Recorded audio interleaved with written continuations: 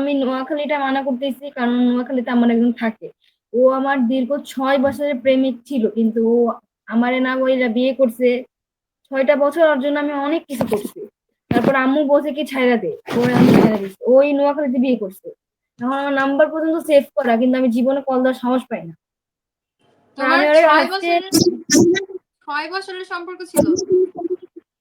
আমার সাথে ওর সাথে সর্বোচ্চ তোমার বয়স তো মাত্র 20, তুমি 6 বছর সম্পর্ক ছিল, তুমি কত বছর বয়সে তার সাথে রিলেশন করেছিলে? আপু, ওর বয়স, ও 6 বছর আগে একটা মেয়ের সাথে রিলেশন করছে, আমার সাথে 2 বছর করছে, আমাকে জানায় না। পরে বিয়ের পর আমি জানতে পারছি, ওর বউ আমাকে বলছে যে আপু ওরে নক করো না। তো 6 বছর ধরে আমার সাথে রিলেশন করছে, ওর বিয়ে করছে, 2টা বাচ্চা হচ্ছে, আমাকে জানায় নাই যে বিবাহিত, সেটা আমাকে ও বলে নাই। পরে আমি ওর নোয়াখালী যে খবর বের করতে 2 বছর লাগে। ওর বউয়ের সাথে কথা টথা বলে আমি, তারপর সম্ভব না ওরে বলে দেন, পরেও আমার জন্য জীবন শেষ করতে চাইছে। ওর বউ অনেক বলছে।